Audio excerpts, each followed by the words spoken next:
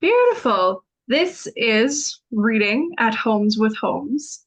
We are doing today chapter 6 of Master and His Emissary.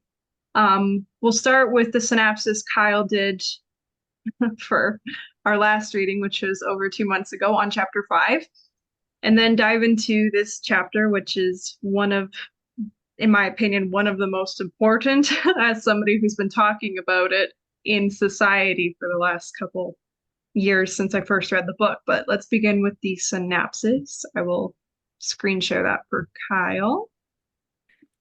Okay. Oh, Okay, here we go. So, Chapter 5, The Primacy of the Right Hemisphere, tackles the pivotal role of revealing the crucial role of the right hemisphere in shaping human experience and understanding. Primacy of the right hemisphere stems from it being responsible for the comprehensive and integrative approach to processing information in the inherent sense of self that only the right hemisphere has, which contrasts with the left hemisphere's more narrow, fragmented focus and utilitarian sense of power. McGilchrist explains the right hemisphere's essential nature for its role in maintaining a broad, vigilant attention to the world, enabling us to perceive things in a holistic manner.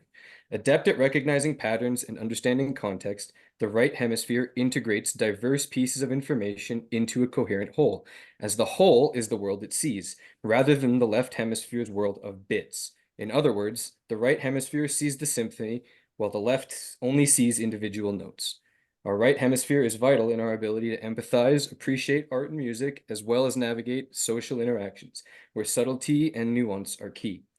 McGilchrist emphasizes the right hemisphere's ability to engage with the world as it is, rather than through the abstract and often decontextualized re-representations favored by the left hemisphere. He argues that the right hemisphere is better equipped to handle the complexities and ambiguities of real-life experiences, offering a more authentic and grounded perspective, while the left hemisphere is primarily concerned with tools, manipulation, categories, and power. The right hemisphere is solely responsible for and in touch with primary experience with life. And to quote McGilchrist, the left hemisphere can only ever be a staging post. It is critical to understand the primary role of the right hemisphere in sustaining a coherent sense of reality.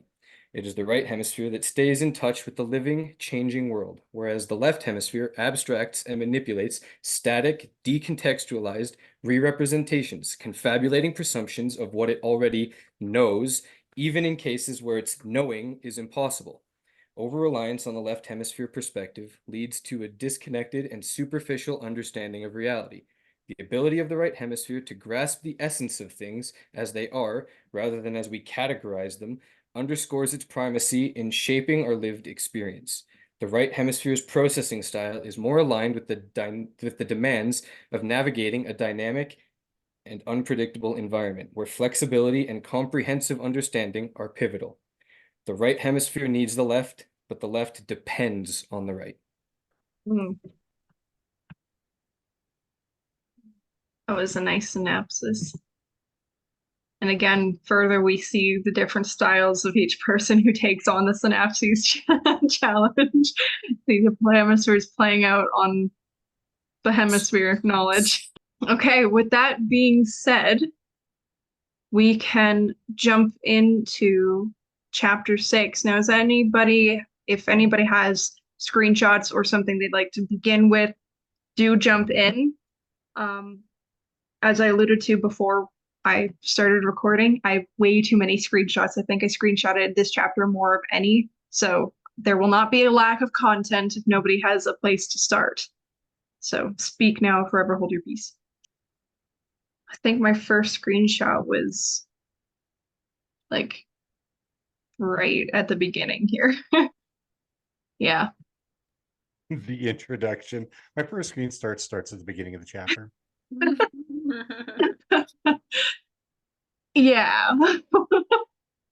Because this whole chapter is like, when we were talking about it, it's because as a family, most of us have read the book through and through, and then some.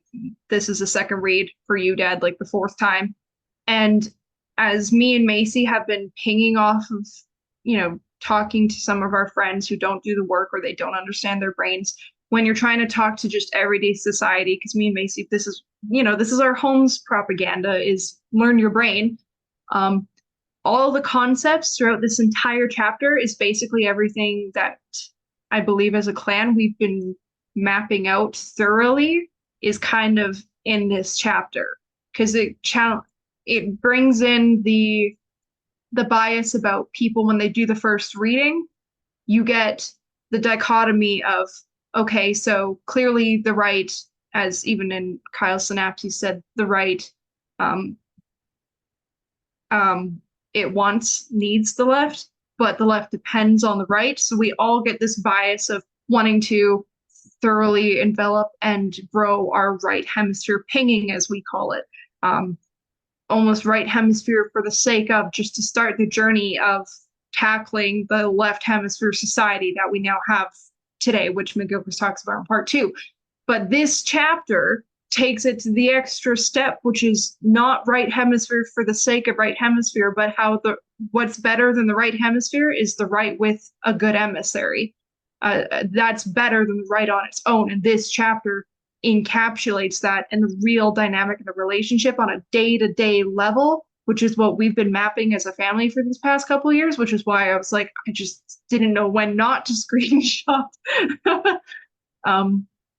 But yeah, we can just go in and start with this one because it's going to talk about the dynamic of each hemisphere and why, kind of how they play out on a regular basis. So I'll just read this to start and we'll go from there, because I know everybody's brains are going to start flowing as they usually do. So the left hemisphere is competitive, and its concern, its prime motivation, is power. If the working relationship were to become disturbed so that the left hemisphere appeared to have primacy or became the endpoint or final staging post on the processing of experience, the world would change into something quite different. And we can say fairly clearly what that would be like. It would be relatively mechanical, an assemblage of more or less disconnected parts. It would be relatively abstract, disembodied, relatively distant from fellow feeling, given to explicitness, utilitarian in ethic, overconfident of its own take on reality, and lacking insight into its problems. The neuropsychological evidence is that these are all aspects of the left hemisphere world as compared with the right. What do we know of the relationship between the hemispheres in practice? And where could our knowledge, not of hemisphere differences, but of the working relationship of the hemispheres come from? There is limited mileage in looking at functional imaging, since its timeframes are too large to detect most hemisphere interactions, and the EEG lacks specificity.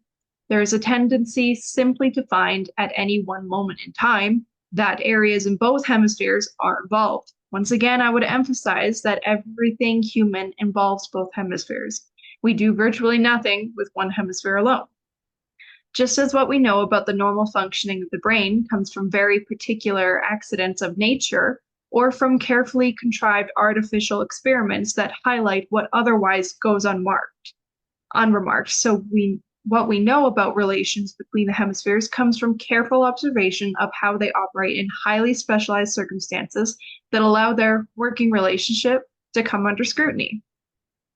Some such evidence comes from carefully designed experiments on normal subjects, in which the reactions of the hemispheres can be artificially separated and their interactions minutely observed. However, a particularly rich source has been split-brain patients. Now I go on. Does somebody want to take over for me? I see Noah's hand going up. My thesis is that the hemisphere have complementary but conflicting tasks to fulfill and need to maintain a high degree of mutual ignorance. At the same time, they need to cooperate. How is this achieved, and what is their working relationship like? The corpus callosum and other subcortical structures, such as the cerebral commissures, which communicate between the hemispheres, also have complementary but conflicting roles. They need to share information, but at the same time keep the world where that information is handled separate. Logical evidence is that the corpus callosum is largely inhibitory in function. That sounds competitive, but might be cooperative because cooperation requires difference, not more of the same. An action is one hemisphere is not usually best mirrored, and the other is not cooperation for the surgeon and the assistant both to try to make the incision. In order to achieve many musical efforts, whether between the singers in a choir or the members of a string ensemble or both, I'm so sorry, I'm like butchering this, or the two hands of a piano. Oh my God, I'm sorry. It's fine. Of a pianist, especially where there are fugal elements, discords, cross rhythms, and syncopations. It is equally vital for the performer to be insensitive to and attentive to one set of experiences and simultaneously to be taken up in and express another that may appear at the local level to be in conflict with it. We must inhibit one in order to inhabit the other. If one thinks of the relationship between the hemispheres as being like that between the two hands of the pianist, whose two hemispheres do indeed have to cooperate, but equally must remain independent. One can see that the task of the corpus callosum has to be as much to do with the inhabilitation of process as with facilitation of information transfer, and cooperation requires the correct balance to be maintained. Yeah, I really like that early section of the chapter because the rest of the chapter progressively gets a little bit more pessimistic, but I do like that he starts off making a really good, strong case for both hemispheres because, like it or not, like the right hemisphere is better off with the left as long as the left stays in its proper lane. Hmm. It's like it also reminds me of later in the chapter. I don't think I have a screenshot of it, but I remember it where he was talking about how if you have some sort of development issue or lesion in the left hemisphere, the right hemisphere can and will take over the jobs of the left hemisphere. But in having to do so, it develops and performs worse at its normal right hemisphere functions. So when it's not able to outsource the necessary tasks to the left hemisphere and let it take over those things, the right hemisphere cannot do it all alone as effectively as it would be able to do with a functioning left hemisphere.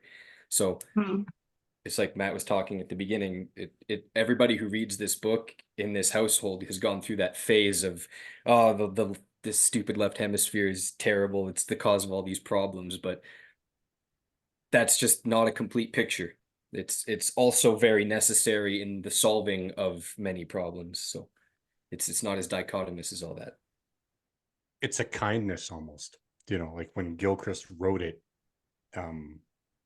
because as we know from his work, even the fact that he has to write a book to talk about the brain, which plays right into the left hemisphere's systemizing of the said thing, but that it is by instinct that negative information processes has fast aptitude from the left hemisphere first and foremost, right? Like you had alluded to earlier, right? When all the things working well, if it ain't broke, don't fix it.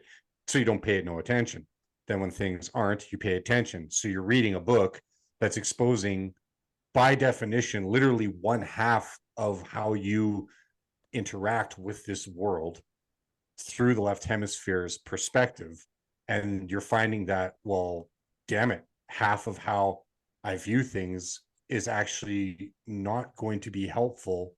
But more importantly, instead of not helpful, it's actually just incomplete, because in all actuality, it is helpful under the right mode of attention in symbiotic relationship to the right hemisphere as master, not emissary. Tell me a civilization built without a tape measure. Yeah. Oh, go ahead. Oh, I was just saying it was also funny too, because I'd forgotten since my first reading that the right hemisphere does have the ability to inhibit the left, but the left having a faster access to the limbic system and a tendency to lean that way to begin with, it's like if I'm the left hemisphere and you're the right hemisphere, and inhibiting is hitting the big red button in the middle, I'm always going to get to it first because the right hemisphere stops for that tiny, tiny second to devil's advocate itself, thinking, do I really need to hit the button? Like, do I need to stop this process from going on? And in that split second, the left hemisphere goes, done. Mm. I'm glad you brought that up. I have the screenshot of the section you were alluded to, so I don't know if you want to read it or we can call upon somebody else to read it, but it'll encapsulate what you just talked about regarding the injury and the compensation that happens. Right? Competition between the hemispheres is also revealed by the response to. Yes, correct. Okay, just tell me when to stop. Sure. Competition between the hemispheres is also revealed by the response to injury. If, following a brain injury, one temporarily disables the other non-injured hemisphere by, for example, transcranial magnetic stimulation, this causes an improvement in function in the damaged hemisphere. Similarly, if the individual should suffer a stroke in the normal, non-damaged hemisphere, the originally injured hemisphere then improves. That's just really cool. This was observed long ago by the distinguished neuropsychologist Brown Sickward when he found he was able to reverse a paralysis caused by a lesion in one hemisphere of a frog by inflicting a similar lesion at the same point of the contralateral hemisphere. What is more, such interhemispheric competition appears yet again to be asymmetrical, with the suppressive effect of the left hemisphere on the right being greater than that of the right on the left. Does this remind you of anything?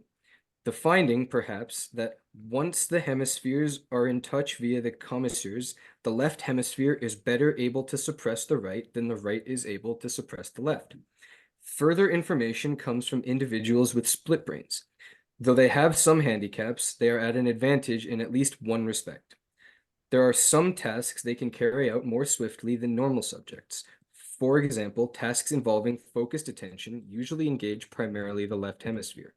But in split brain patients, the left hemisphere cannot so effectively inhibit the right, so that both are able to bring focused attention. The right hemisphere can also yield focused attention to bear, and both contribute, with the result that the task is carried out in half the time. In some cases, one can see this pattern of hemispheric competition exemplified in individual brain development following an injury. Subjects with early life hemisphere brain damage, in whom therefore language has to be accommodated in the right hemisphere alongside the normal right hemisphere, synthetic gestalt facilities show IQ deficits in their nonverbal functions because the presence of language in the same hemisphere interferes. The direction of influence tends again to be more than that of the left hemisphere over the right. What the stories of the split brain patients in their first few months after operation also reveal is that it is the left hemisphere, Gazangia's interpreter, that is in control at the conscious level of the consistent nature of our experience, even though we may have differing views, desires, and values in either hemisphere. In intermanual conflict, it is neither the right hand that is experienced as the rebel. Sorry, it is never the right hand that is experienced as the rebel.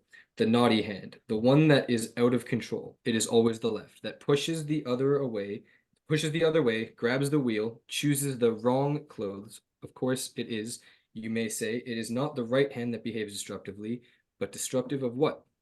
Once the script has been written, and the play half performed by the left hemisphere, an incursion from the right hemisphere is bound to be disruptive and unwelcome from its point of view. It's the left hemisphere, ignorant of what's going on in the right hemisphere, that both decides what it is that I want and then judges any interruption from the right hemisphere as contrary to my best interest. But set it in another context.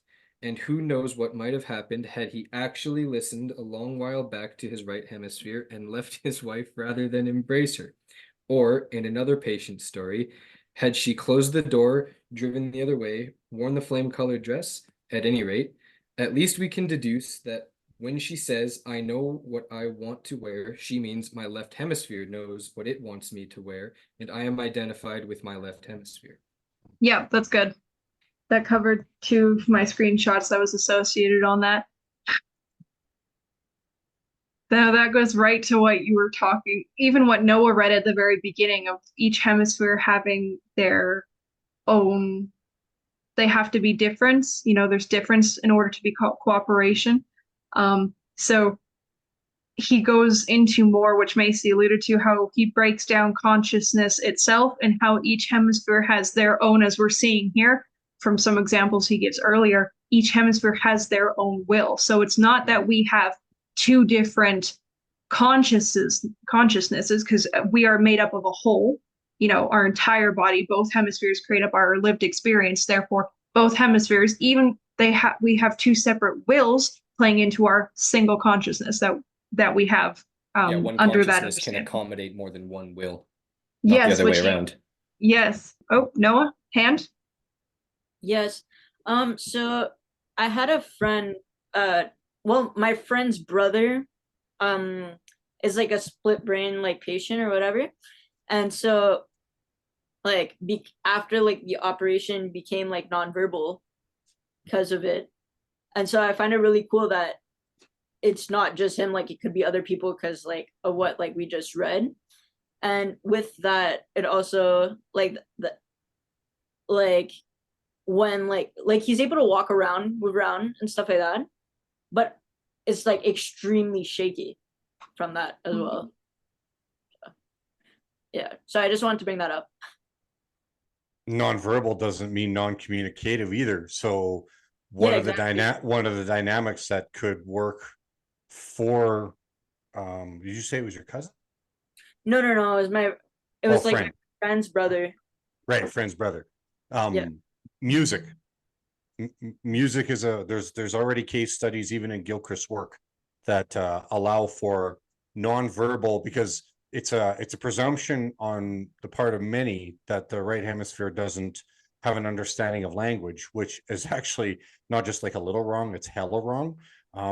It just doesn't run with the same manipulation that the left hemisphere does of language.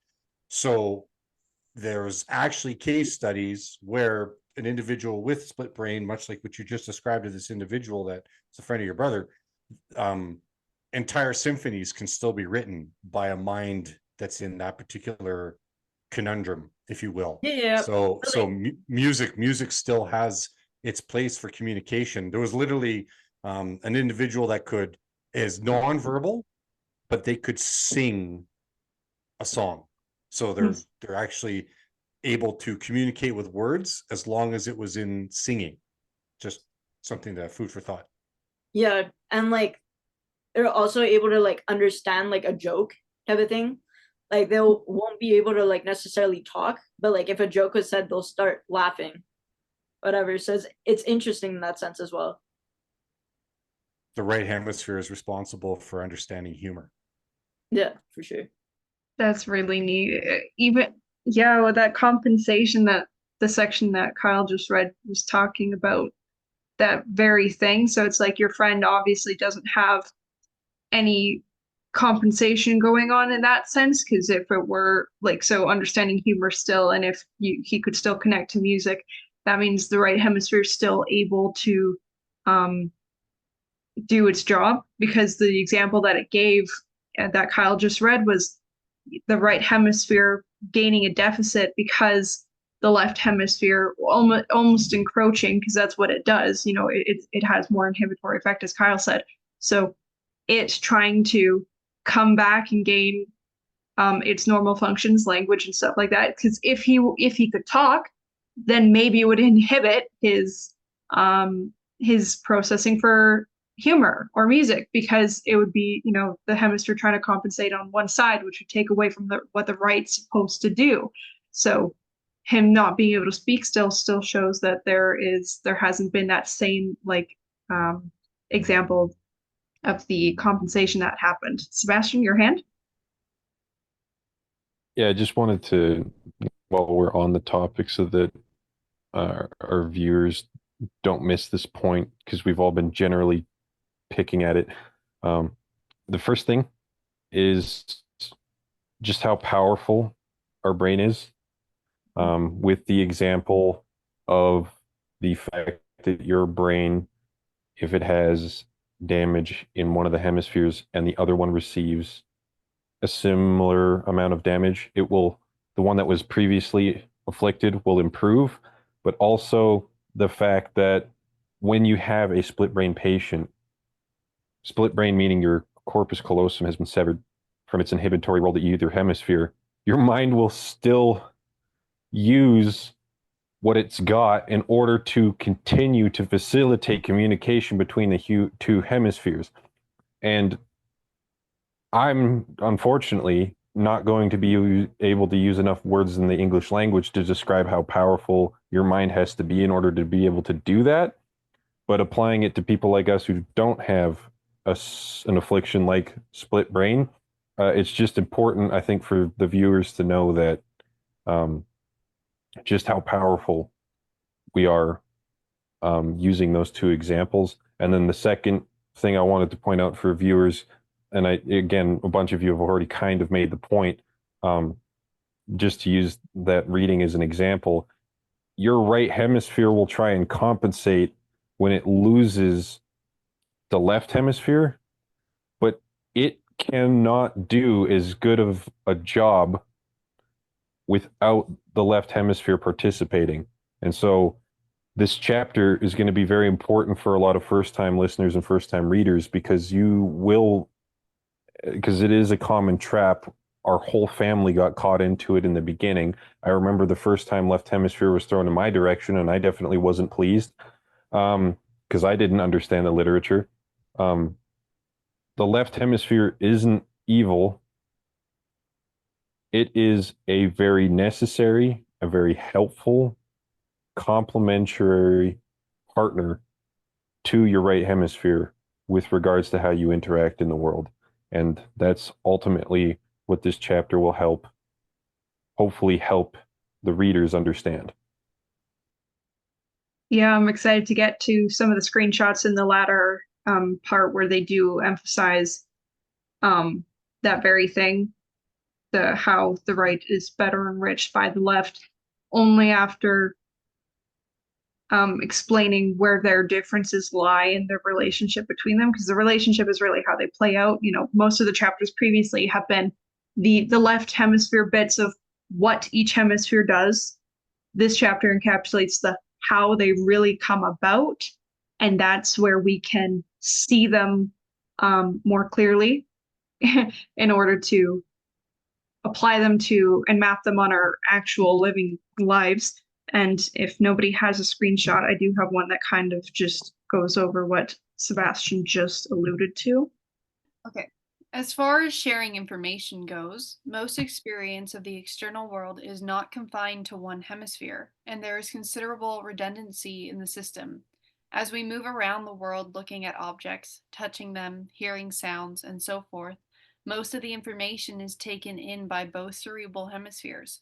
In addition, both hemispheres are usually able to generate some appropriate behavioral response. We are not by any means completely reliant on colossal transmission. In fact, for this reason, experimental conditions for testing each hemisphere of a split-brain subject in isolation have to be carefully planned so that stimuli reach one hemisphere alone. And, as with all human beings, most of what each hemisphere knows, it knows in common with its counterpart. Both hemispheres, after all, have been through the same experiences, shared the same body, and indeed still are united in that body. Everything below the corpus callosum, the dencephalon? Is that, how do you say that? Diencephalon? The diencephalon, the cerebellum, the brainstem, the spinal cord, and all the rest, and all that the body communicates to them second by second, they continue to share. Furthermore, as Sperry's colleague Joseph Bogan points out, even in normal subjects, no connective pathways, even in the corpus callosum, function all the time, and lengthy neurotransmission times across the corpus callosum enforce a degree of interhemispheric independence. That is just as well because, as I have emphasized, there are good reasons why nature has conserved the great divide between the hemispheres. Each hemisphere has to remain independent and inevitably remain to some extent ignorant of what goes on in its counterpart. Inhibition is the other primary function, perhaps the principal function of the corpus callosum. How does splitting it affect that? In the long run, not as badly as one might think. By the time the brain is surgically divided, each hemisphere has had years of working with an intact corpus callosum during which to establish its own specialized modes of operation laid down as memories and the patterns of neuronal connection within either hemisphere. So it is not the establishing, only the functional maintenance of such specialization that is impaired. Nonetheless, in the first months following surgery, split brain patients reported some rather disconcerting experiences. These took the form of an apparent conflict of will, displayed in so-called intermanual conflict. Such was the case of a man who found himself in the unfortunate position of going to embrace his wife with one arm and pushing her away with the other. Other patients with disruption of the corpus callosum have reported similar experiences. For example, on several occasions while driving, the left hand reached up and grabbed the steering wheel from the right. The problem was persistent and severe enough that she had to give up driving. She reported instances in which the left hand closed doors the right hand had opened, unfolded sheets the right had folded, snatched money the right hand offered to a store cashier, and disrupted her reading by turning pages and closing books. Or, I open the closet door, I know what I want to wear. As I reach for something with my right hand, my left comes up and takes something different. I can't put it down if it's in my left hand. I have to call my daughter. Notice that it is always the left hand that is misbehaving. I will return to that shortly, which we already covered. These symptoms tended to settle with time. In fact, split brain patients manage surprisingly well, in that despite having two independent and different cognitive processors, they behave as unified individuals and seldom display signs of hesitation, confusion, or dissociation in their day-to-day activities. This is because although colostomy severs the principal means of transfer of information between hemispheres, there are other subcortical tracts that connect them, sharing information and helping inhibit function, even if using some of these detours takes some retraining of the brain. But the nature of the initial experience following operation bears further consideration nonetheless. Such stories have been somewhat discounted, perhaps because of the tendency for commentators to rush into speculations about the divisibility of the self.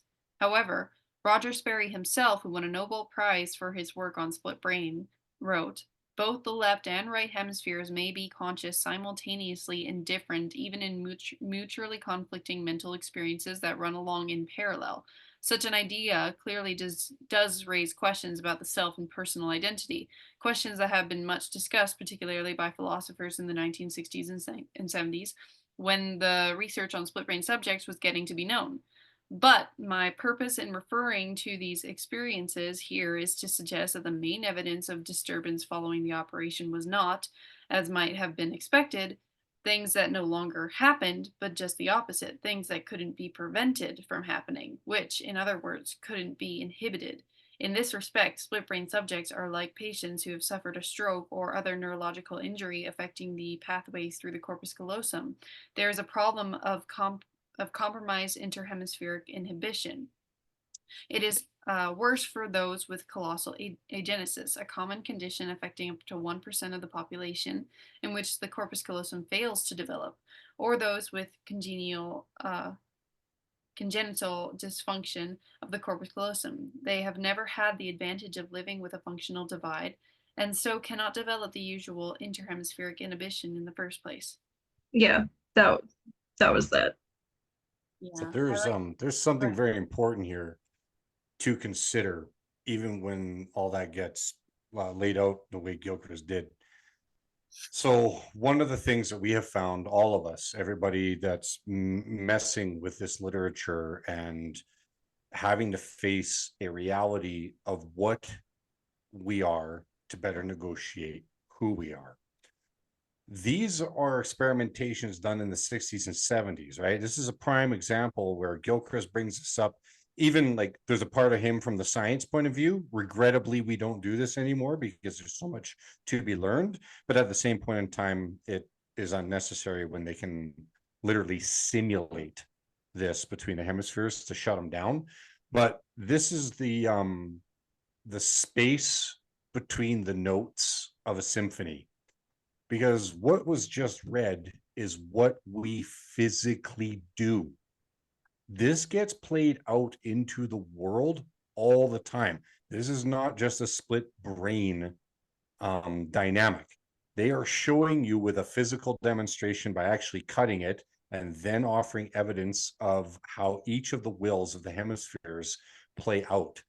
So here's one.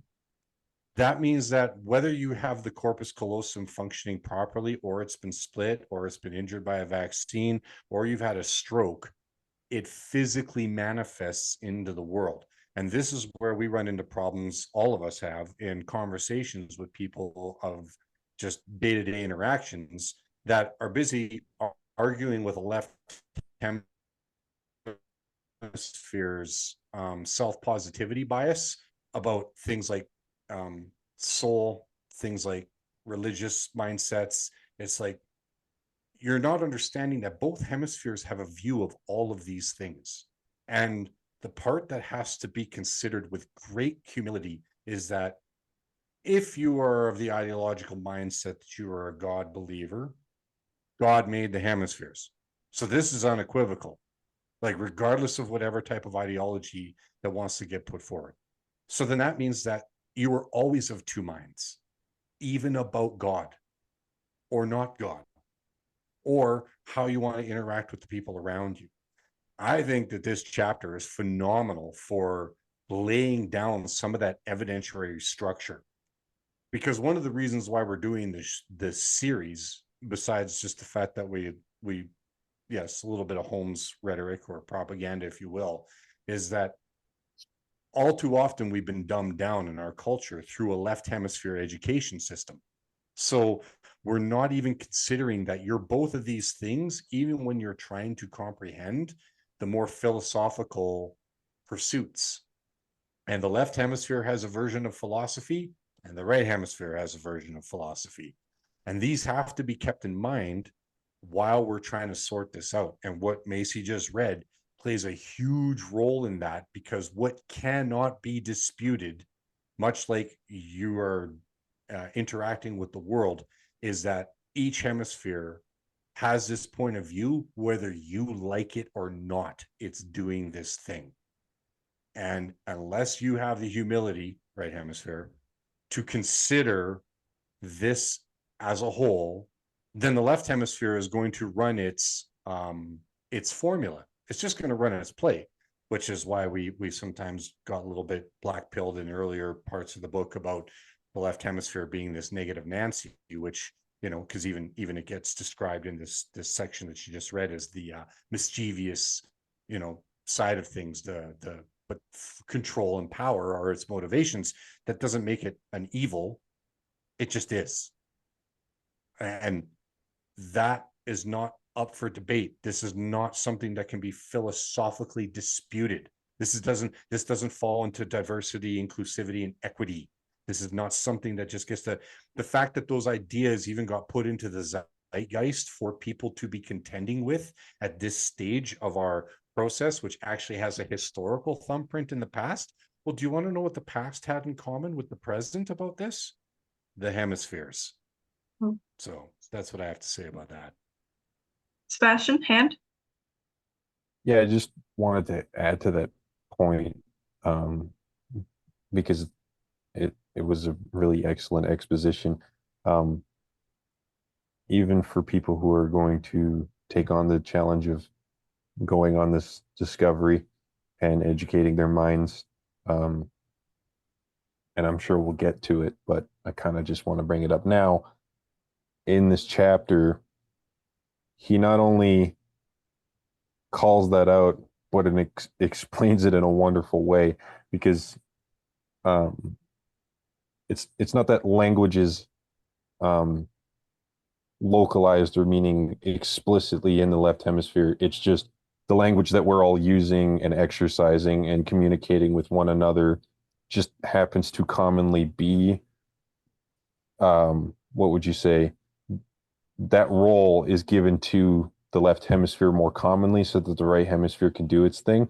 And so even for the potential naysayer within yourself, keep in mind that you will criticize this particular hemisphere hypothesis, which is what he's coined it as, even in his interviews.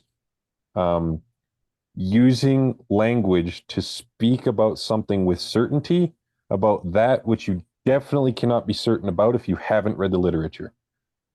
So keep in mind the paradox of your own demonstration towards your own trepidations towards this line of work, because even opening your mouth to go, yeah, but, and you haven't read the literature, you will proceed to use a left hemisphere axiom mode of attention, which you will then explicit using language, which is a role given to the left hemisphere to then criticize me or Gilchrist or the work that he's written, all under the guise that you've quote unquote exercised this humility that's Mike talking about, which if you actually did, you would just read the book and then get back to us. But just the viewers need to keep that paradox in mind, because you could walk yourself into that laundry cycle and go round and round in circles for a frickin' eternity without even realizing that that's what you're doing. And he even calls it out in this chapter. And that's also why this is just such an important chapter. Yeah, Maddie, can we go to page 229 actually for what Sebastian just talked about? Because I'll give context first before I read the screenshot of what I feel like I got from this particular one that I'm gonna mention. Is that when it mentions the part about the postmodern view and what language is in and of itself, I feel like something that needs to be taken in mind is that when and this is just an example in real life, when postmodernists kind of go like the language is a social construct, even for them to say the word social and construct is a social construct. So I found it funny because it's like even the thing that you are critiquing, you're using the tools of it. You're using it though. So there is still even in your wanting to get into your solipsistic, it's all in our heads type of thing, it's like you're still having something that is very underlying the context behind the word, the context behind what it is that you're doing. And it's very implicit, it's very lived, and it's not super explicit. And so I don't know, when Sebastian's kind of giving that context of like, well, you haven't even read the work yet, but you're kind of going into it, it's like you really need to be aware of what it is that you're doing. And this book is just trying to offer through evidence what that is. But anyway, so we'll go into it. It's asymmetry. Yep, you got it. So I'll go for it. Or Dad, do you want to read it? Okay. Sure, I'm your Huckleberry. I'll go until you tell me not to. Okay. Asymmetry of structure. And then there is an asymmetry of structure. There is an asymmetry inherent in this system building, namely the difficulty of escape from a self-enclosed system. The system itself closes off any possible escape mechanisms. The existence of a system of, wait for it, thought dependent on language automatically devalues whatever cannot be expressed in language. The process of reasoning discounts whatever cannot be reached by reasoning. In everyday life, we may be willing to accept the existence of reality beyond language or rationality, but we do so because our mind as a whole can intuit that aspects of our experience lie beyond either of these closed systems. But in its own terms, there is no way that language can break out of the world language creates, except by allowing language to go beyond itself in poetry. Just as in its own terms, rationality cannot break out of rationality to an awareness of the necessity of something else, something other than itself, to underwrite its existence, except by following Gödel's logic to its conclusion. Language in itself, to this extent, the postmodern position is correct, can only refer to itself, and reason can only elaborate, unpack the premises it starts with. But there can be no evidence within reason that yields the premises from which reason must begin, or that validates the process of reasoning itself. Those premises and the leap of faith in favor of reason have to come from behind and beyond from intuition or experience. Once the system is set, once the system is set up, it operates like a hall of mirrors in which we are reflexively imprisoned. True that. Leaps of faith from now on are strictly out of bounds. Yet it is only whatever can leap beyond the world of language and reason that can break out of the imprisoning hall of mirrors and reconnect us with the lived world. And the evidence is that this unwillingness to allow escape is not just a passive process, an involuntary feature of the system, but one that appears willed by the left hemisphere. The history of the last 100 years, particularly, as I shall attempt to convey in part 2, contains many examples of the left hemisphere's intemperate attacks on nature, art, religion, and the body, the main routes to something beyond its power. In other words, its behavior looks suspiciously tyrannical. The master's emissary become a tyrant. Macy, is that the end of your section? Yeah. Yeah, absolutely. Excellent. And I mean, in part 2, when he starts to get into the evidence stamp, and like I said, like I feel like if people have come this far with us, then please keep going, because you will not be disappointed, but you're also going to find yourself keenly aware that we have created this problem. This is not just, as many people would like to, was it esoterically, like, or it's just an outside, it's good and evil, it's like, okay, partially that there is a place for that dichotomy. We are the result of that. So that's the humility, that's the penitence before God, that needs to be exercised, instead of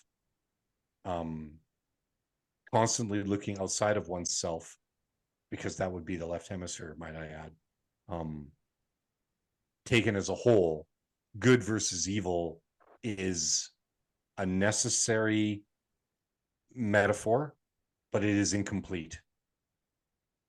And that helps explain that, in my opinion. I actually have. Oh, Maddie, do you have something? Go ahead.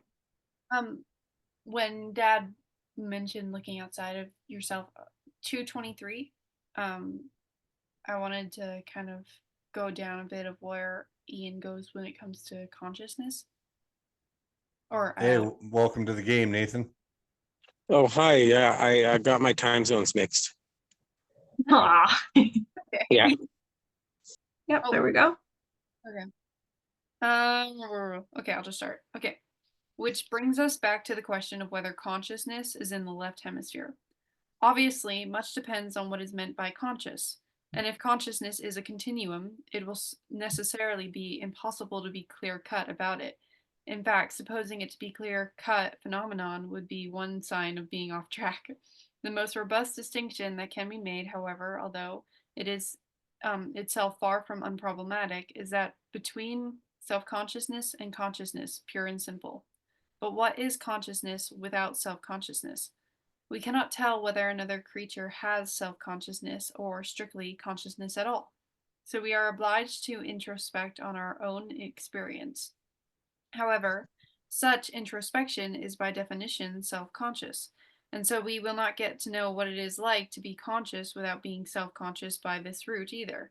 One can, however, distinguish between times when one is aware of oneself as the object of attention and times when one is simply aware of being. This is the closest I can get to the distinction. It has the double advantage of coinciding with what we normally mean by self-consciousness in everyday parlance, and of pinpointing the abnormality in subjects whose psychopathology, as in many anxiety disorders, especially social phobia, is of excessive self-consciousness. Sufferers describe an uncomfortable sense of being observed, even of there being an eye that observes their eye. In the world of schizophrenia, this process becomes psychotic and is experienced as a reality. Such self-consciousness also has the paralyzing effect of rendering awkward and artificial the skills of ordinary social life, which have to remain intuitive and unconscious to be effective. So one of the aspects of self-consciousness is the dragging into the center of awareness of what should remain outside of it. Most, if not all, of the functions mediated by the right hemisphere fall into this category of what has to remain outside the focus of awareness. Implicit, intuitive, unattended to. And so it looks as though self-consciousness, at least, comes about when the left hemisphere is engaged in inspecting the life of the right. As far as the right hemisphere activities themselves go, we are conscious most of the time when carrying them out, but we are not focused on them, and therefore not conscious of them. The attention is somewhere else, and they can come and go from consciousness depending on what else is going on. Many overlearned routines, such as driving a familiar route, are like this. At the time, we are not aware of carrying them out, but we would become so immediately if our attention were drawn to it, or if we made a mistake. Many overlearned and routine behaviors must involve the left hemisphere. So clearly not everything in the left hemisphere can be or ever could have been in the focus of attention. For one thing, that focus is very small, and for another, very little of the left hemisphere can be near the top of the cerebral canopy where awareness mainly is. I'm just debating if I should keep going. Oh yeah, I think I can finish on this last one. The idea that self-consciousness in the sense of being aware of ourselves doing or being something is the left hemisphere inspecting the right is supported by a number of observations. The attentional spotlight, as we have seen, is a function of the left hemisphere. The casualties in self-consciousness are all right hemisphere based, social or empathic skills, and schizophrenic subjects whose psychopathology depends on reflexive hyperconsciousness and who often depict a detached observing eye in their paintings show a relative hypofunction of the right hemisphere in relation to the left.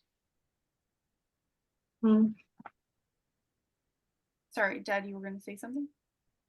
So that way there's just a great life example. It won't work for everybody, but for drivers. So anybody who's done any type of driving, especially when they're past that initial fear of learning to drive, which left hemisphere taps in because there's nothing but uncertainty running rampant. And as we've previously learned in other chapters, left hemisphere despises uncertainty. But once all things have taken into consideration and you are driving, relatively frequent patterns and you've done the tour of duty from work and home so many times, everyone can relate to a time when they found themselves driving and they realized that they went through an expanse of their journey and they can't recall the road that they've driven, the cars that they passed, anything. All of a sudden they just find because they got like lost in thought, or they were considering a bunch of other things, on the drive home, or maybe they were listening to a podcast or the radio while they were driving. And so the realm of where the practicing in the right hemisphere open to all that's possible, left hemisphere not quite liking that, but doesn't get in the way of it. The representation goes over and over and over again to the left, and the left hemisphere takes it over because now it's an involuntary response. And the right hemisphere then will move on to the other again. So then that's when, you've been driving for a while and you have more experience. So therefore, listening to podcasts and singing along with your tunes and thinking about whatever else may enter into your mind, the left hemisphere in sympathetic cooperation with the right hemisphere doing that other thing, it's doing the driving. So that's what's intriguing is that is the consciousness without the self-consciousness, because you did the thing and then self-consciousness. I just realized that I don't remember the last 500 meters, 2.5 kilometers, whatever it was. You're literally like, well, I know I drove it because I'm here successfully through the experience, but I gave no particular attention to it at that time because the right hemisphere was garnering a whole bunch of possible information. And then all of a sudden the left hemisphere takes a focus and it's almost like it questions itself going, did I just do all that driving without any? And the answer is yes, the left hemisphere did the driving. Right hemisphere was thinking about the world and all that lay within it at the time that you did the thing. So there is a clear demonstration of both hemispheres working in simpatico. Just thought that'd be a good example. It says so clearly not everything in the left hemisphere can be or ever could have been in the focus of attention. What does that mean, or ever could have been? Well, you can't consciously focus on everything that you do. Otherwise, you'd never get around to doing anything, really. Sebby's hands up. Yep. Yeah, that just branches off into another fantastic point. Because you can't consciously focus on everything you're doing, simultaneously, definitely try not to over focus on aspects of which you may feel are inferior demonstrations of your left hemisphere in order to counteract or combat them, because you will end up paradoxically going from what Mike just described as a symbiotic relationship of one hemisphere being the emissary and one being the master. You will end up paradoxically putting yourself into this state of, well, I've learned, because assuming the reader's following chapter by chapter, I've just learned a lot about how the left hemisphere views the world, and I don't necessarily always appreciate its perspective. I'm going to now over focus on combating my left hemisphere by paying super focused attention on the aspects of my demonstration that are now left hemispheric in order to, quote unquote, because it doesn't really work this way, undo said demonstrations. It's like trying to clean off dirt with dirt. Exactly. The example that Mike just gave goes Yeah. to a human universal, which is balance. When you're at the balance, things, hypothetically speaking, all things being equal and everything being right in the world, hopefully will go in your favor. If you try to tilt one extreme for the other, it's going to create a catalyst of happenings that you don't want. That's the master betrayed. That's exactly what happens when the left hemisphere tries to give its rendition of interpreting the right hemisphere. It is confident about that which it cannot know. And when that happens, we find ourselves not only as individuals in a very, very difficult place, but be emotionally unstable, right? It'll create a lot of emotional instability when that happens, right? Because there's going to be a reaction or a balance with whether it's conscious or not, right? Or whatever. Can you pop out an example? Sorry to interrupt. No. Oh yeah. I was thinking about. Just give me an example. Okay. I was thinking about emotional control, something I've struggled with a lot. Sometimes I get really emotional, and then suddenly I lose perspective. I start, and I'm like, why is that? So, if we could say that the right hemisphere is a realm of feeling, and the left hemisphere is gradually becoming an observer, from a self-conscious to just an observer, then what's happening in him? What is it that causes the uncertainty that creates emotional instability? This is my question. Okay, so the left hemisphere has access to the limbic system first, and its primary emotional, let's just say that the emotions that it has access to more definitively than the right hemisphere would want to get engaged with are anger and fear. So uncertainty, when presented, is something the left hemisphere does not like. So when that enters the zeitgeist from the left hemisphere's point of view, that is where anger, frustration, or fear, but then its response to fear is anger. That's the fight or flight mechanism. So all of a sudden, you have something that sort of like surprises you in this world. If you have a tendency for left hemispheric proclivity, then you by default almost deny uncertainty instinctually before you let the left hemisphere sort of devil advocacy of letting it play out in order to garner more information. Because the right hemisphere would sooner exercise patience for potential and possibility. So that's what ends up happening. But when you understand that about yourself, and this is, no human being is excluded from this, because, well, I don't know about you, but I don't know, you could metaphorically say you know lots of human beings without a brain, and I might laugh and say that you're right, but that's not but that's not true. Every human being has a brain. So because of that, they have to recognize that this is going to play out whether you want it to or not.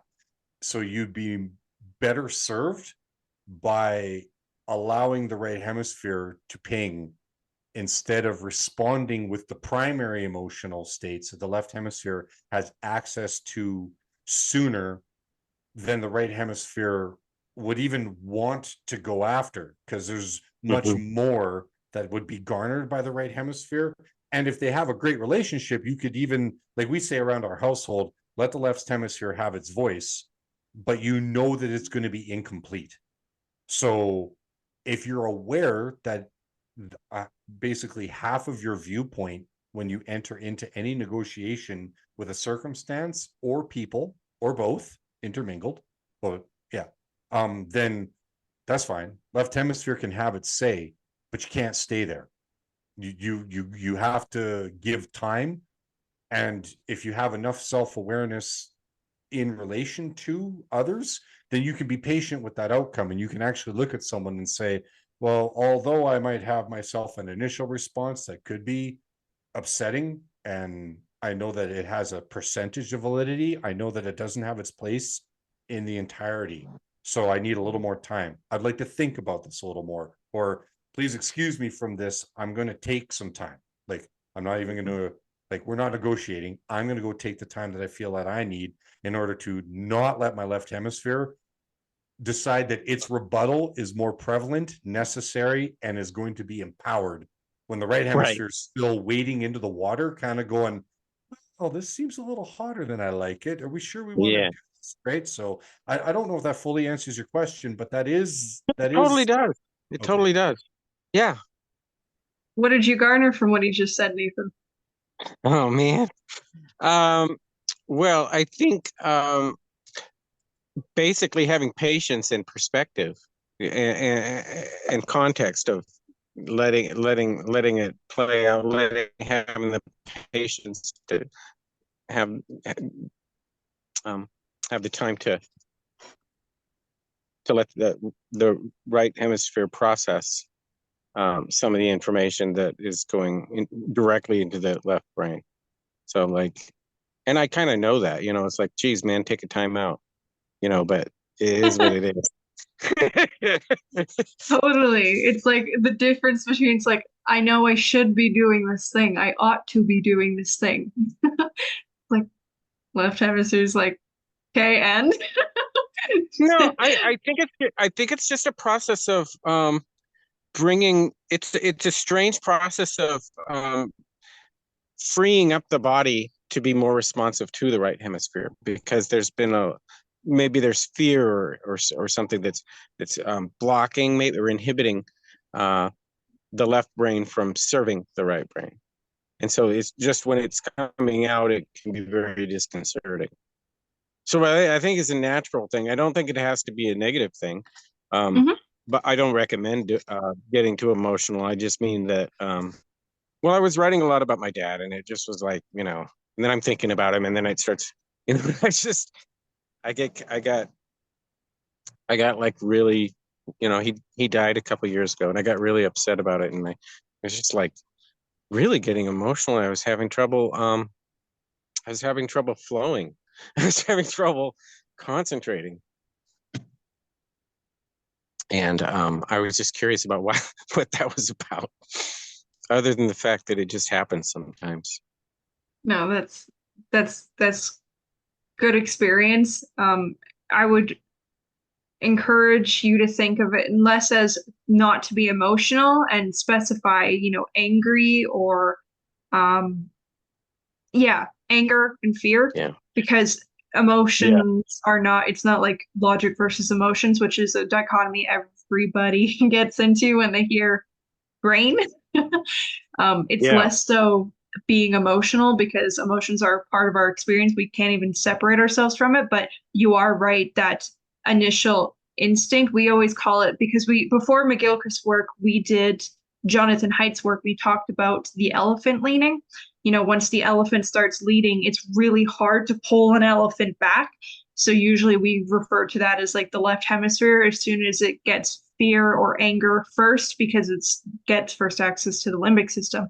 It's hard to step back and be like, wait, breathe, chill. That the 0.2 seconds that it takes in order for the information to get to the right hemisphere so you can calm down. I would wager that a lot of the left hemisphere people don't talk enough about lack of emotional control going on in the left hemisphere, in the thinking processes. That's true. I have there's a section that he kind of talks about that later on, which is, it's a little bit scary how you can read it and then literally plaster it onto what does today's society look like. So I'll pull it up here. Yeah. Oh yeah. Wait till he gives you that in a chapter. Like, if there's going to be anything that I highlight in my journey with you guys through this book, because like I've done this book a few times. When we get to that chapter, I will personally want to highlight and read, what does the world of the left hemisphere look like? Because when we get into that, it is going to blow your mind, because this was written in 2009. Yeah. So I will begin unless anybody's dying to read. Okay. I will take that up and I will start this game. Let us remind ourselves of the neurological literature for a moment. Although the left hemisphere does not see and cannot understand what the right hemisphere understands, it is expert at pretending that it does, at finding quite plausible but bogus explanations for the evidence that does not fit its version of events. It will be remembered from the experiments of Denglin and Kinsburn that the left hemisphere would rather believe authority, what it says on this piece of paper, than the evidence of its own senses. Now, if people don't remember that experiment, they were talking about, I think it was syllogisms, and syllogistic thinking, A to B to C equals D, right? Yes. Because it's a linear process of thinking. So yeah, syllogistic thinking is you can't get to the conclusion of D without having A, B, C in line. Right. I have it on my phone here, and I'll give it a quick read just so to remind people about. If I'm not mistaken, the oligarchies use it for our Kafka trap, but that's a different topic for another time. Okay.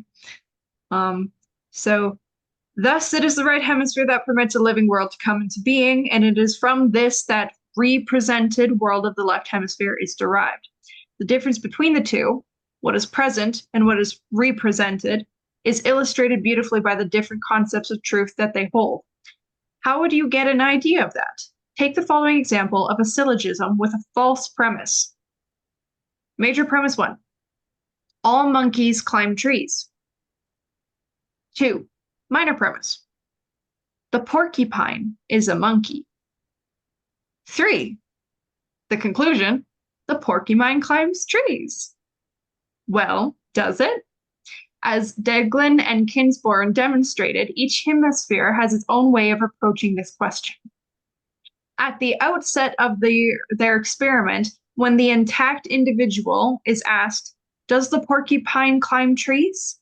she replies, using both hemispheres, "It does not climb trees.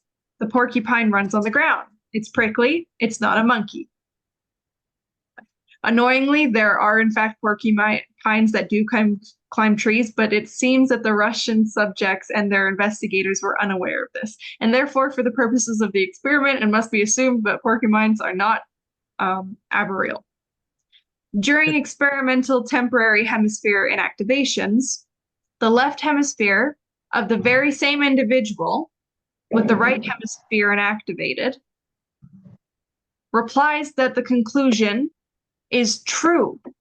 The porcupine climbs trees since it is a monkey. When the experimenter asks, "But is the porcupine a monkey?" she replies that she knows it is not. When the syllogism is presented again, however, she is a little nonplussed, but replies in the affirmative sentence. That's what it is written on the card. When the right hemisphere of the same individual, with the left hemisphere inactivated, is asked if the syllogism is true, she replies, "How can it climb trees? It's not a monkey. It's wrong." So here in this screenshot on the screen, that experiment, the left hemisphere would rather trust the piece of paper than its own living experience. And remember how it is willing to deny a paralyzed limb even when it is confronted with indisputable evidence. Ramachandran puts the problem with his customary vividness. In the most extreme cases, a patient will not only deny that the arm or leg is paralyzed, but assert that the arm lying in bed next to him, his own paralyzed arm, doesn't belong to him. There's an unbridled willingness to accept absurd ideas. But when the damage is to the left hemisphere, and the sufferer is therefore depending on the right hemisphere with paralysis on the body on the right side, they almost never experience denial. Why not? They are disabled and frustrated as people with right hemisphere damage, and presumably there is much need for psychological defense, but in fact, they are not only aware of the paralysis, but constantly talk about it. It is the vehemence of the denial, not a mere indifference to paralysis, that cries out for an explanation. Again, Nietzsche had the measure of it. "I have done that," says my vertical episodic right hemisphere memory. "I cannot have done that," says my pride, theory-driven, denial-prone left hemisphere, and remains adamant. At last, memory yields. Now, it does go on to continue more of this phenomenon. Does somebody want to take over for me? Can I go? Absolument. The left hemisphere is not keen on taking responsibility. If the defect might reflect on the self, it does not like to accept it. But if something or someone else can be made to take responsibility, if it is a victim of someone else's wrongdoing, in other words, it is prepared to do so. Ramachandran, I don't know if I said that right, Ramachandran. Carried out an experiment in which a patient with denial of a left arm paralysis received an injection of harmless salt water that she was told would paralyze her. In reality, already paralyzed left arm. Once her left hemisphere had someone else to blame for it, it was prepared to accept the existence of the paralysis. Ramachandran, again, the left hemisphere is a conformist, largely indifferent to discrepancies, whereas the right hemisphere is the opposite, highly sensitive to perturbation. Denial, a tendency to conformism, a willingness to disregard the evidence, a habit of ducking responsibility, a blindness to mere experience in the face of the overwhelming evidence of theory. These might sound ominously familiar to observers of contemporary Western life. Or downstream of the COVID response. Maddie, keep going, or? Get this last section. A sort of stuffing of the ears with sealing wax appears to be part of the normal left hemisphere mode. It does not want to hear what it takes to be the siren songs of the right hemisphere, recalling it to what has every right, indeed a greater right, as I have argued, to be called reality. It is as though blindly the left hemisphere pushes on, always along the same track. Evidence of failure does not mean that we are going in the wrong direction, only that we have gone far enough in the direction. Have not gone far enough in the direction we are already headed. Hence the definition of insanity, which is doing the same thing over and over and over again, which the left hemisphere would be happy to do. Because the reason why I'd be happy to do it is because it sees consistency and security because the result doesn't matter. The methodology is what matters. Mm-hmm. When it says evidence of failure does not mean that we are going in the wrong direction, only that we have not gone far enough in the direction we are already headed. Yeah, so, oh, wait a minute, communism. Oh, the only reason why communism hasn't worked is because it hasn't been done by the right person yet.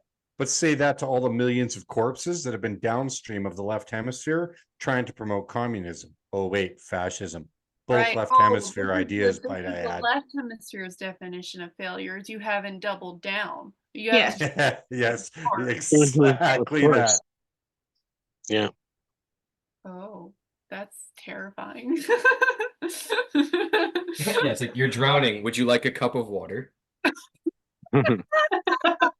Oh my god. Yeah, and Nathan, the reason I brought those up is talking about, the initial reaction of the left hemisphere, trying to tell somebody, and I have been the doer of this on multiple occasions, and I have failed miserably because I understand now this is not the way. You cannot simply say, you're getting a little left hemisphere locked. You cannot approach anybody and say that very thing.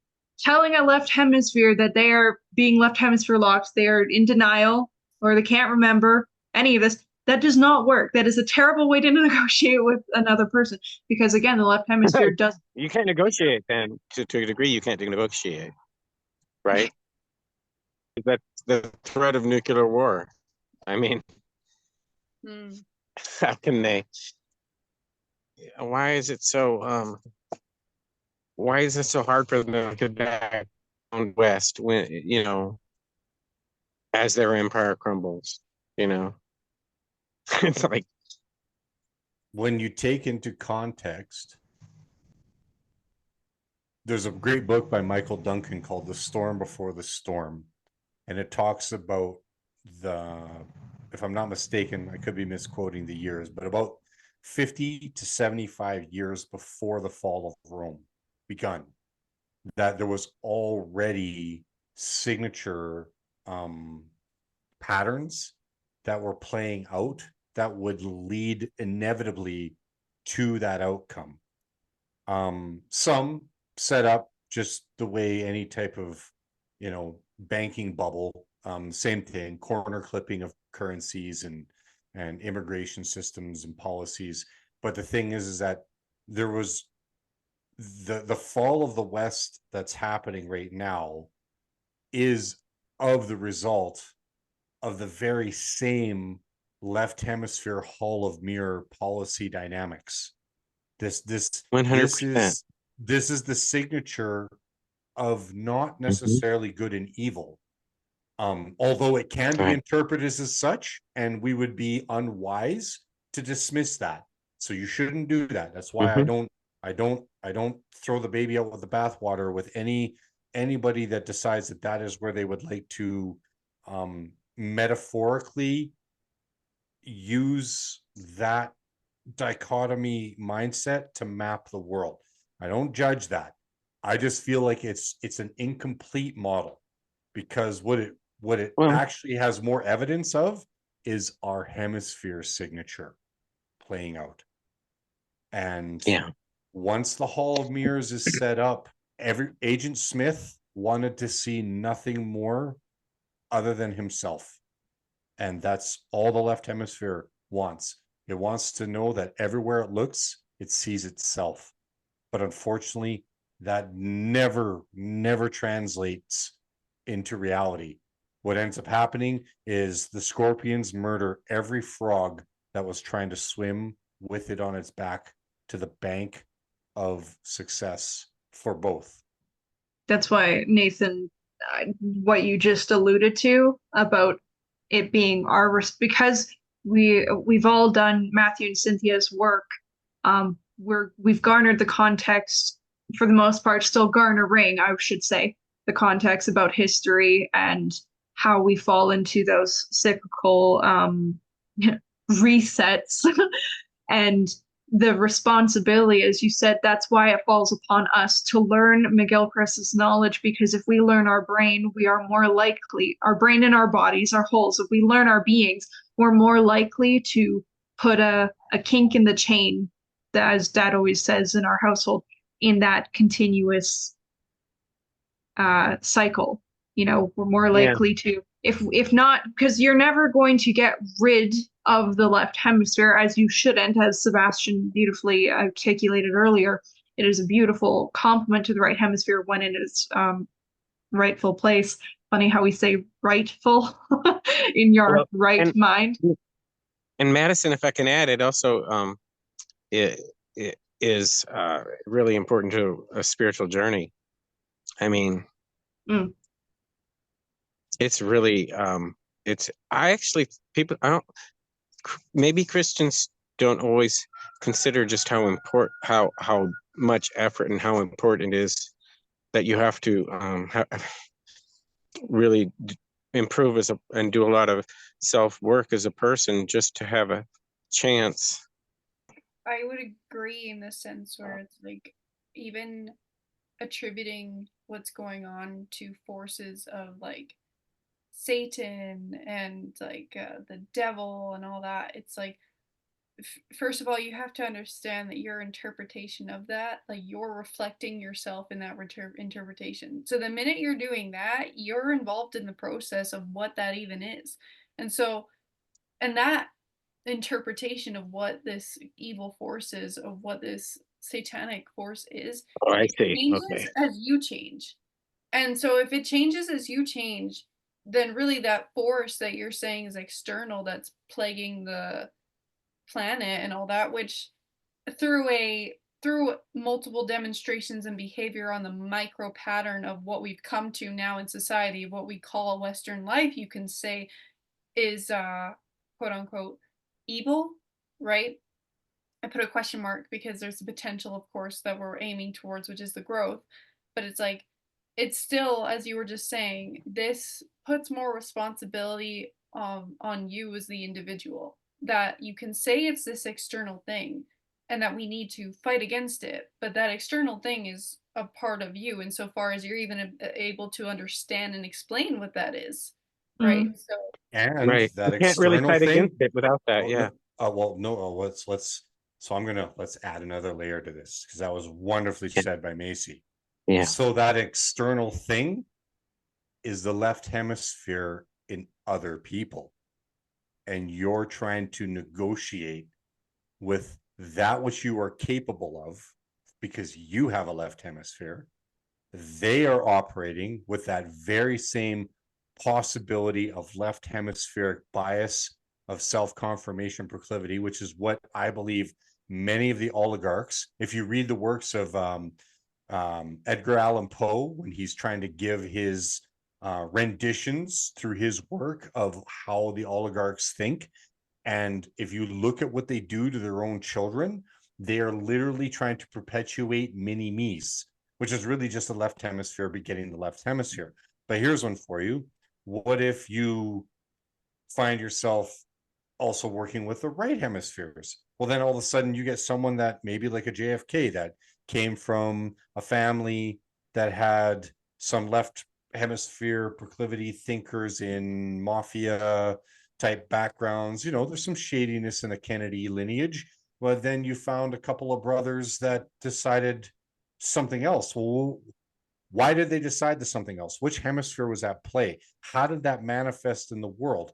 Right. So now that's where nuance comes from. Left hemisphere hates nuance, by the way. It would like to focus on a segment of nuance that it could grasp.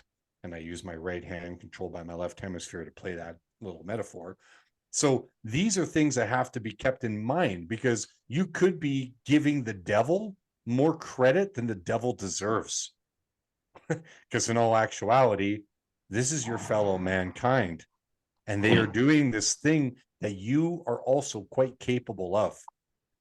When you Right. exercise that humility and context, first off, that allows you some grace to realize that, like, there's so many biblical metaphors and even metaphors in the Quran and several of the, I'm not going to go into all of this, but the thing is that There's a reason why this pattern is recognized in all of the scriptural texts of our past, is that it's the hemisphere pattern playing out, and the better versions of ourselves is exactly what this chapter 6 Gilchrist is getting at.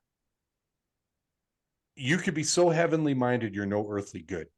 You could be so earthly minded, you're no heavenly good. So what is the best version of yourself with your fellow human beings? Conducting yourself with the humility to continue to move forward with the kingdom of heaven in the mandate of your existence, but going out of your way to serve your fellow man in the reality with which you are operating in. And this is where the left and right hemisphere have this interwoven tapestry that make this beautiful set of art, where it is the symphony of Mozart's Requiem, knowing he's been poisoned and gonna die, and writes the most beautiful set of music that has ever landed in our modern day culture, because both hemispheres were at play in the fields of the Lord, if you will. That was beautifully said. I don't know if I want to put another cap. Alas, if anybody has a another screenshot, of course I have like 17 more, but that is also for people to read the book and digest themselves, because it is 10 more brains and different perspectives on this literature that will incite something that we perhaps have not touched on here today. So is there any other last screenshots? Macy, do you want to add something, Kyle, before I start to put a nice little pretty bow on this and wrap it up? I could maybe pick one that would work as a good ending. A good ender. Sure. Okay. 230, page 230. 230, that's funny. I have 232 open up on my phone. Close. Okay, there, the feeling, yeah. Okay, I will go for that. Okay. The feeling we have of experience happening, that even if we stop doing anything and just sit and stare, time is still passing. Our bodies are changing, our senses are picking up sights and sounds, smells and tactile sensations, and so on, is an expression of the fact that life comes to us. Whatever is out there that exists apart from us comes into contact with us as the water falls on a particular landscape. The water falls, and the landscape resists. One can see a river as restlessly searching out its path across the landscape, but in fact no activity is taking place in the sense that there is no will involved. One can see the landscape as blocking the path of the water so that it has to turn another way. But again, the water just falls in the way that water has to, and the landscape resists its path in the way it has to. The result of the amorphous water and the form of the landscape is a river. The river is not only passing across the landscape, but entering into it and changing it too, as the landscape has changed and yet not changed the water. The landscape cannot make the river. It does not try to put a river together. It does not even say yes to the river. It merely says no to the water, or does not say no to the water. And by its not saying no to the water, whatever it is that it does so, it allows the river to come into being. The river does not exist before the encounter.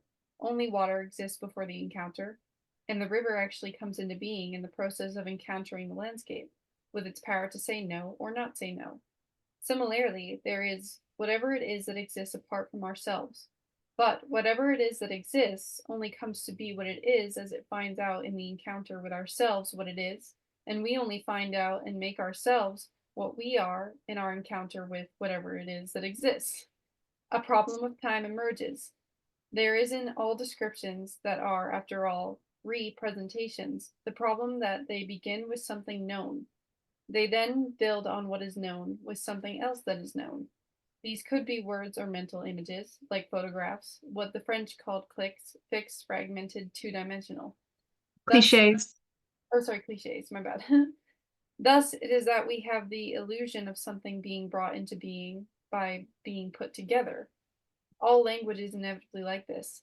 It substitutes for the experienced ambiguity and uncertainty of the original encounter with something in the process of coming into being, a sequence of apparently fixed certain pieces of information.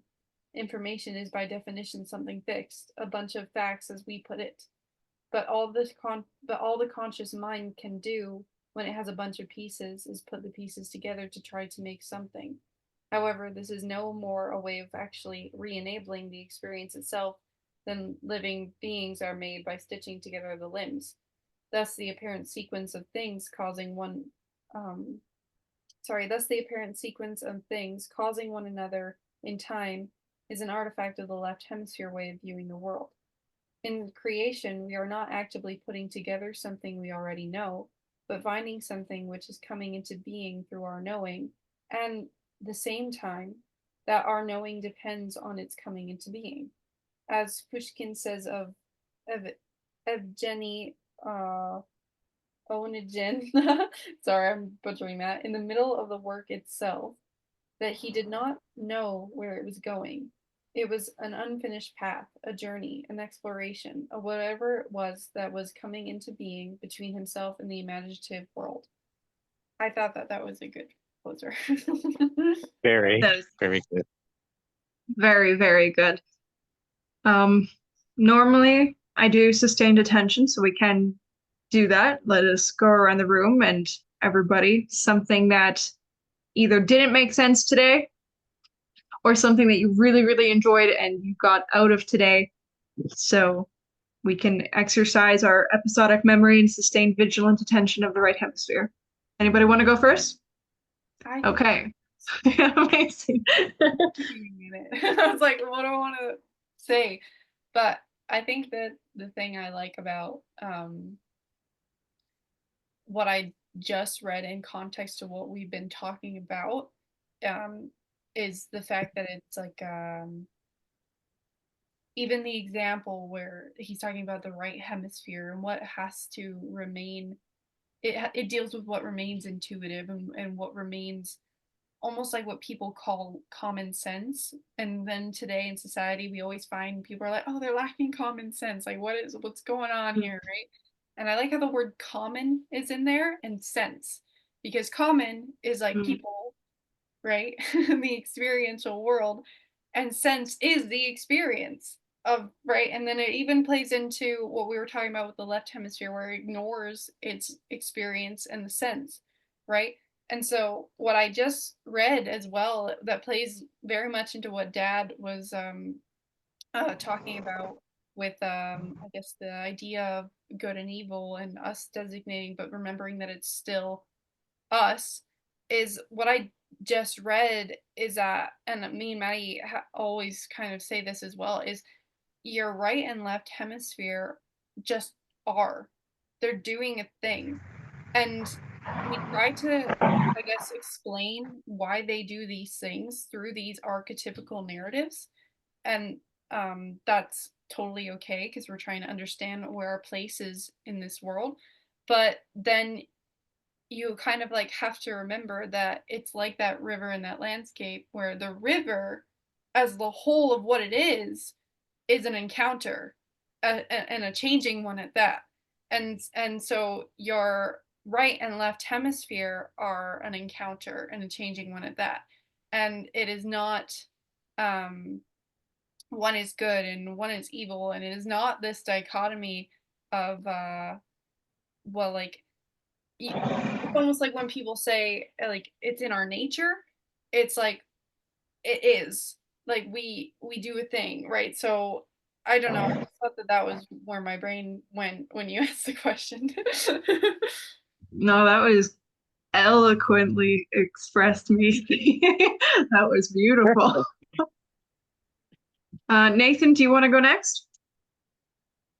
Yeah, I just have a really quick one about driving. Because he was talking about driving. I've done professional driving and all, and I can say that totally what he's talking about is totally true. Especially he's talking about the fear when you're first starting out and all of that. But there's also another thing that can happen when you can be driving really badly because you're in balance between with your hemispheres, and you're not dividing the attention of, say, okay, just take care of this folk driving well, and I'll just I will focus on this. And time's going to pass so quick. You'll get there so fast, because you're not counting every mile. You're dividing your attention kind of like that. I just wanted to mention that because there's some tasks where you don't necessarily, probably shouldn't be balanced because you might get into an accident. I mean, you can really, yeah. If you're really feeling a good balance in yourself, sometimes that can be not congruent with the technology of the world. That was good. That was good. That played right into the entirety of the chapter, which is like the left hemisphere in its place is meant to enrich the right. So you have to hand it to the left in order for it to go back to the right. So that example of you just gave the driving, there are moments you need to focus. You need to focus and then it goes back. But if you don't include that focus driving, you end up going on autopilot's like, oh, I was just going here and I missed my turn off, crap like that. So that's a quick thing to what Maddie said, and that is so important. And I think that that's like a huge encompassment is there's still the importance of like making a goal, like the importance of striving for something, like when you're driving the location. And if you like go on autopilot, you're gonna miss it and you're like, oh shoot, but I have to get to this person there at this location and then I need to get back for this because there's context that I'm responsible for other things, right? And so that is like the good negotiation of the fact that it's like, hold up, like I need to focus on what I'm doing in order to meet the responsibility that my right hemisphere knows that I need to meet, and the left hemisphere is being a good little emissary to the surgeon. Right. Like here's That's a great point. Yeah. Yeah, it's the emissary is, even though they're divided, the emissary is still serving the master. Yeah. Yes, there is unity in division. Dad, would you like to go next? Yeah, I'll check out for those who would like a biblical narrative, because we try to meet all the different dynamics of the journey. Paul spoke saying, now I know in part, yet I am known fully, and then I shall fully know. If that doesn't surmise this chapter, because the conclusion of that verse is acknowledging the left hemisphere, now I know in part, yet I am known fully, right hemisphere, and then I shall fully know, the symbiosis of the two coming together for the completion of the river, because you don't get a river without water and land. But when they collide, it's their resistances to one another that give you the river. And we, as a family, have spent a lot of time by rivers, in rivers, Wim Hofing and flowing. And when you plant your feet in a river, dig your toes into the sand and the rock, and you feel the energy of the water, regardless of its temperature, and you breathe, and you remind yourself of your connection to something that you had no business in building. It was there before you ever showed up, and you responded to it, and you became connected to it. You, without even fully understanding why there is a spiritual relationship, it just becomes, it manifests because you did the thing, that which is the byproduct of two other things coming together. So stop thinking you know what God is. Respond appropriately to what you believe God is, and we'll see each other on the other side.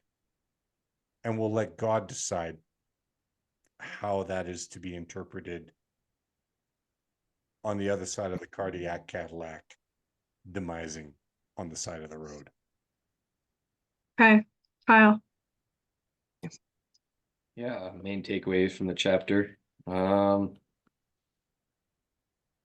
never going to get away from the utilization and tools of the left hemisphere. It's anatomically and predisposed to bringing its tool set to bear.